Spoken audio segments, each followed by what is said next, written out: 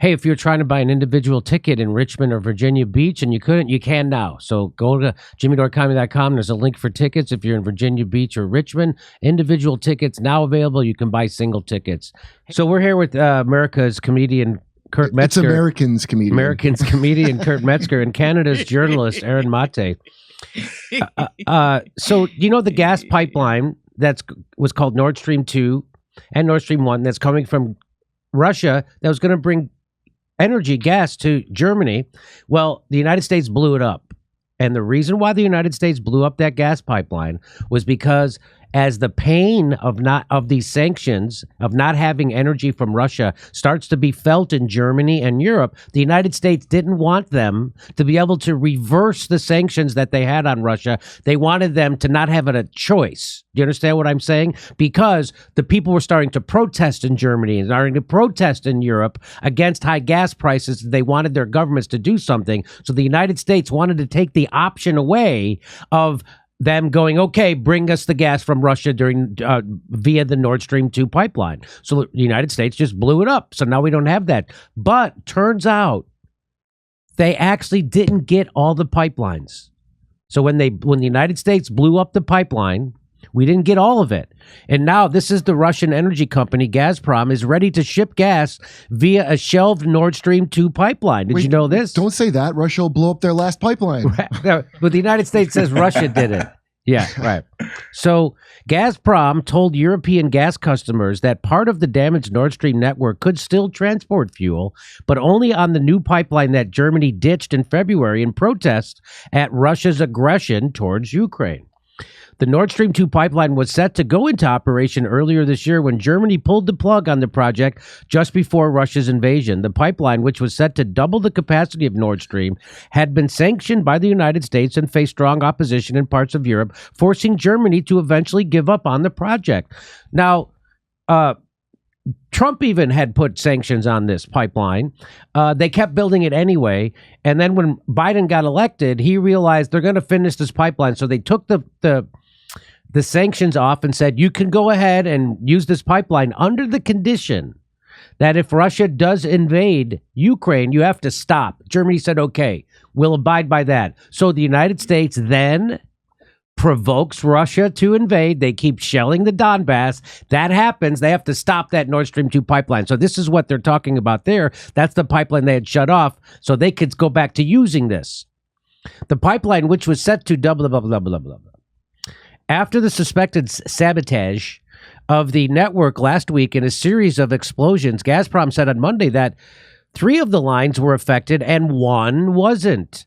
The gas giant has lowered pressure. So what do you think? Let me bring in Aaron Mate. So what do you think is going to happen? I think the United States is going to blow up that fucking last pipeline. What do you think is going to happen?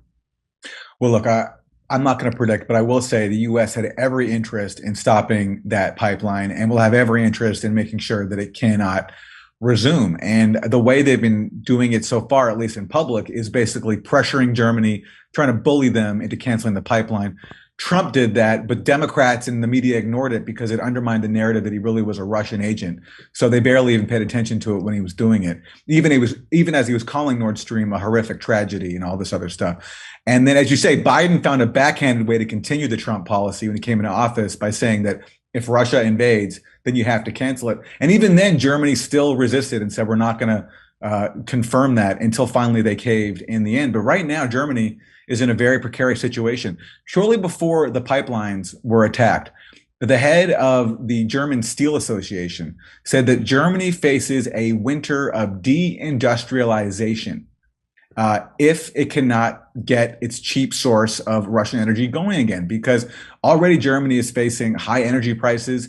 Factories are being closed, jobs are being lost accordingly, and things are scary. And there's talk of Germany having to ration energy this winter because it's going to be in such short supply amid temperature forecasts of really cold temperatures. So as you say, Germany had every incentive to try to back off of this proxy war alliance, and whoever blew up the pipeline took away Russia and Germany's best form of making a deal and actually getting Germany to back out of this proxy war. So I think if there is a chance of gas flowing through that pipeline again, I wouldn't be surprised if somebody tries to stop it, just as they did last week. I think it's adorable that you say whoever blew up that pipeline, because you have a reputation you have to protect. Do you think Biden was lying and wasn't going to do it when he said, "I'm going to do that"? Could be. He's lied before.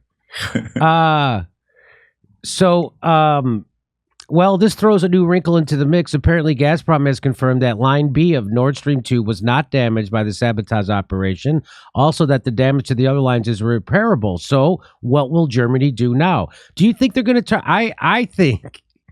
I can't imagine that they hold the line against Russia on this through this winter. What do you think? I mean, I know you're not a predictor. Listen, Jimmy, these leaders are so weak. And they've completely crumbled to the U.S. They've decided to commit economic suicide for what? Just to deny Russia a victory in Ukraine, which basically means implementing the actual commitments that Ukraine and U.S. have previously made. As you've talked about, there was an accord in 2015, the Minsk Accords. France and Germany helped broker it. That was the deal to end the war in the Donbass between Ukraine, the coup government, and Russian-backed rebels. There were peace talks earlier this year, as you talked about, with Russia and Ukraine pretty much reaching the same agreement, and also Ukraine pledging to not join NATO. And we know that those were sabotaged by the West. Boris Johnson came over and told Zelensky, we're not going to back you up if you make a peace deal with Russia. So in short, you have to keep fighting in this proxy war. And Germany and France have not stood up to the U.S. yet. So even though they're destroying their own economies, even though they're sentencing their own citizens to a very tough and cold winter, I haven't seen any evidence that they have a spine yet, and they're willing to stand up to the U.S. So that's why I can't predict that they're finally going to wake up and realize that this proxy war, for their own narrow interest, is suicide for them. So that's the thing that is mind-blowing to me. I didn't realize that the leaders of European countries were so spineless. They really, really are. I didn't know this. What? Have you met Germans or been around them for years? I know, like in New York, I used to have all Austrian roommates. But they're so. Here's how I'd sum it up. Seriously, nationally speaking, they still this day they feel so guilty about being Nazis back in the day, that they'll literally knuckle under and freeze to help Nazis. Because that's how little they don't have, like, national, like, rah patriot. They don't even have that. That's a few crazies have that, or it was the last time I talked. But it's a very, like, but they're also not, America, not big readers. Over there they are. So I don't know. They might be quiet and not, like, warlike now, but they're smart, so they must know that's what's going on. But I just can't believe. Okay, maybe that explains Germany. But when Putin gave his speech last week, he really ripped the Western leaders for being such, weaklings to the West, and knuckling under. And he's like, when are you going to stand up? They're just, you see what they're doing? He was telling them exactly what is happening. Right, Aaron? Isn't that what? Yeah, he was. And he was challenging them to stop being lackeys of the U.S. But that's the choice that they have made. And look, this current chancellor of Germany, Scholz, he's different than Angela Merkel. It was under Angela Merkel that Nord Stream was built. Germany decided then that this was in their interest. They knew the U.S. would oppose it, but they decided we're going to resist the U.S. no matter what. But Merkel left office recently and replaced by this guy Scholz, and he's completely caved. God. And I don't know what it will take. The day before these attacks happened against Nord Stream pipelines, there were demonstrations in Germany across the country. We didn't hear about them in the U.S., of course, but they happened. A lot of people in different cities just calling for the Nord Stream 2 to be reopened and calling for an end to these sanctions, because they're recognizing that these sanctions are hurting them, that they're raising energy bills, they're leading to job losses, and they are doing what that German steel president warned about, leading to a winter of deindustrialization. Here's Anthony Blinken, the secretary. Well, he's talking about what a tremendous opportunity was that pipeline was. We showed this to you yesterday.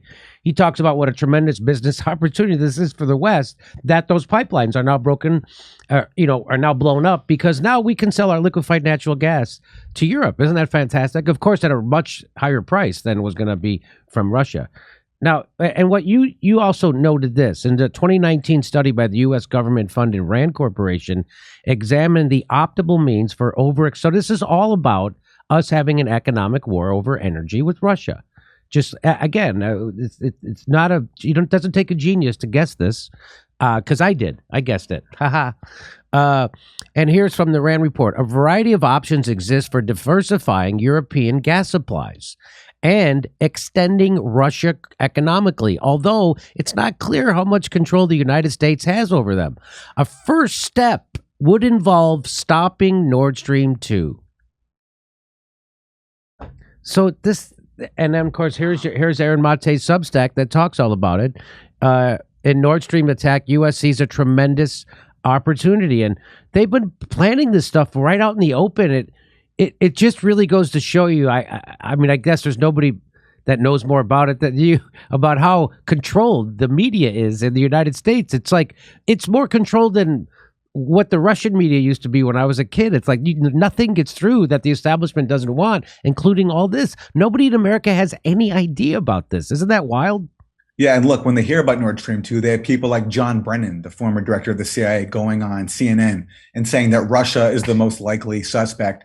And everyone all the anchors just nod their heads. And nobody plays the clip that you've played of Joe Biden vowing back in February that no matter what, we will stop the pipeline. We'll be able to do that no matter what Germany says. Nobody plays the clip that you just played of Antony Blinken saying that this is a tremendous strategic opportunity. Nobody mentions that in Vladimir Putin's speech recently, he said what's already been reported in Ukrainian media, which is that the U.S. sabotaged the peace agreement back in April. That's an extraordinary charge to make. Right. You'd think if the U.S. thought that was wrong, they'd want to rebut it. Instead, the U.S. media just completely ignored Putin's statement because it doesn't go along with the narrative. And that RAND Corporation study from 2019, it says that the best way to extend Russia economically is, as you read, to stop the Nord Stream 2, because it points out it's not a matter of Russian gas being unreliable for Europe. Russia has actually been a very reliable partner.